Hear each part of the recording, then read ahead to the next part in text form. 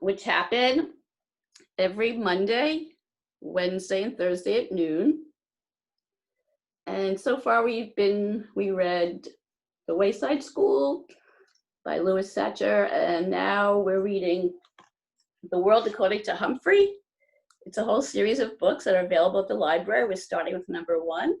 And if it's something you're interested in, the books are at the library. And I think next week you're going to be able to do some curbside pickup and send us a list by email of things that you are looking forward to reading, or we'll set up a phone line where you can tell me and we can prepare a bundle of things that you're interested in.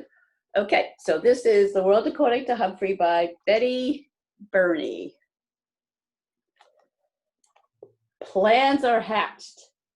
Mr. Morales went into the kitchen to get a glass of water, and I carefully opened the lock that doesn't lock, and I slipped out of my cage. Now, Humphrey, if you were having, let's catch up because we didn't get to have a read aloud on Monday.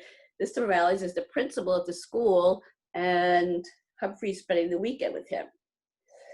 When Mr. Morales went into the kitchen to get a glass of water, I carefully opened the lock that doesn't lock, and I slipped out of my cage. I leaped over to the chair, then scampered down to the floor and hid in the corner behind the log curtains. Mr. Morales returned and sat down again. The children were still thumping and bumping and were now screaming and screeching as well. He has a son and a daughter who are not behaving. Say, Humphrey, maybe you need some water too. And he leaned toward my cage. Then he saw it was empty. Humphrey, where did you go? Oh, I should have known you'd escape. I'd run away from these kids too if I could, but do me a favor, Humphrey, please come out. And in a panic, he darted around the room. The kids in room 26 will hate me if I lose you. I felt sorry for Mr. Morales, Humphrey thought, but so I scratched around a little so he could find me. There you are. Now let's get back in your cage. Not quite yet, I thought.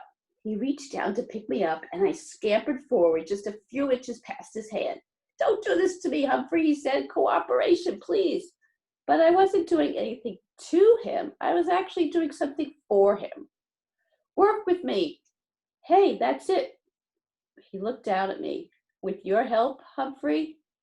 And Mr. Morales really swung into action then. He raced upstairs. The thumping and bumping stopped. When he raced down, Willie and Brenda were with him.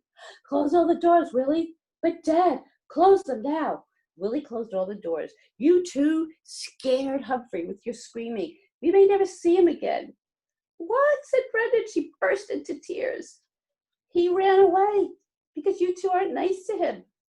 Oh, do you want to help me get Humphrey back? Yes, the children shouted as Mr. Morales explained the plan. He said the only way that I would come back into my cage was if they worked together, and the only way they could work together is if they listened to him. Really, really listened. I'm pretty sure he's still in the room, and our job is to get him back into the cage. And he put my cage in the middle of the floor, and then he went to the kitchen and he got a handful of sunflower seeds. So Willie and Brenda helped him make a trail of seeds leading up to the cage. Now we have to be very, very quiet and wait for Humphrey to come after the seeds. But you cannot say anything. You might scare him. We'll be quiet, Dad. They sat on the sofa. Do you think it's going to work? Of course, Brenda said. Dad is smart. Well, he's not the only one. I waited for a while. After all, the Morales children needed all the practice they could get staying quiet. When Willie got restless, I started skittering along the floor. I hear him, said Brenda. Shh. I waited a few more seconds, and then I scrambled out of the corner and I grabbed the closest seed. I could hear loud gasps from the children, but I pretended not to notice. I scurried toward the second seed. The plan Mr. Morales and I had come up was tasty, tasty, tasty. I could almost feel their eyes fixed on me, but I ignored them. I grabbed up the third and fourth seed and hid them in my cheek pouch, and then I stopped right outside the open cage of my door. Inside, Mr. Morales had left a lovely pile of sunflower seeds. It was nice to be free. But my cage is really my home after all. Besides, nobody's fixed that lock, so I really can get out whenever I want. The children were still quiet, so I made a run for the cage, and Mr. Morales quickly shut the door. Hey, you kids helped. When we cooperate and work together, we make a good team, the best. Of course, Humphrey helped too. The rest of the weekend went pretty well. Mr. Morales had Willie clean my cage, which I appreciated. And then we went back to school Monday morning. And then I remembered Mrs. Brisbane and how she'd said I was a troublemaker. She was going to get rid of me. Humphrey, said Mr. Morales, you are a true friend. I will never forget what you did for me. On Monday, Heidi's mom came into the classroom and explained to everybody about people taking turns to take me home on weekends. How many of you would be interested? Well, of course, every kid in the class raised their hand and said, yeah, I want to take Humphrey home with me on the weekend. Oh, so it was a pretty good week. Like most hamsters, I'm pretty much of a loner, so I hadn't really thought about it before because Aldo asked me, well, you know, he's missing. He's on vacation. I felt sorry for Aldo, though. He wanted to be with his family, and that wasn't happening because he was working at nights at the school. I was still thinking about him on Wednesday after everyone had left, while there was still light coming in the window. I meandered outside my cage to help myself to some mealworms that Heidi might have left behind when she fed me earlier on the day. The table was covered with newspapers, and then I browsed the news. And there were so many things to read, including some ads. One that said, work nights, lonely, want to meet somebody? Come to the Moonlighters Club. For people who work at night, meetings are held during the day or weekdays. We go to restaurants, parks, plays, movies, and much more. And there was a name and a phone number at the end. I could hardly believe it. This is exactly what Aldo needed. I could already see him smiling and happy with the Moonlighters Club.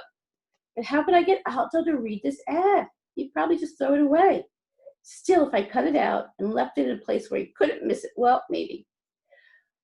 Hamsters can't really use scissors, but we have nifty teeth. It took me a while to nibble away the whole ad, but I did a pretty good job. There's no way he would miss it. That night, I was more anxious than usual for him to arrive. When he turned on the lights, I squeaked hello.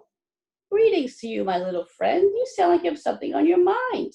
He ambled over to my cage and leaned to look in. What's happening, Humphrey? I tried to get him to look at the scrap of newspaper. Hey, I can hardly see you. And then he reached in and pushed the clipping aside. Read it, I squeaked out. Of course, he didn't understand. He didn't even look at what the ad said. I was squeaking a blue streak. Look at it now. Calm down, Humphrey. I've got a treat for you. He reached into his pocket and he pulled out a tiny bit of carrot. Your pal Aldo would never forget you. You try to help a human, Humphrey thought, and they don't even pay attention. But as you know, I don't give up easily. I squeaked happily while he balanced his broom on one finger, but my mind was on the Moonlighters Club and how to get Aldo to go there. After he left, I scrambled out of my cage, picked up the newspaper, and tucked it in my notebook. Then I hid the notebook behind my mirror. You know why? Because Mrs. Brisbane might find it and throw it away. I was still wondering what to do with it the next day when Mrs. Brisbane rolled in a cart with a big machine. This is an overhead projector. This is what people used to use before smart boards. When Mrs. Brisbane turned the machine on, a bright light was projected on the wall, and she put a paper map on the glass, and suddenly that map showed up really big on the wall. She could write on it and draw on it, and you could see everything she wrote. A machine like this would come in handy, I thought. So when Mrs. Brisbane turned it off, and my classmates went to lunch, I thought about that machine. When AJ cleaned my cage and changed my water and bedding, I thought about it. I thought really, really, really, really hard. I had a plan, but it was going to be difficult to carry out and dangerous.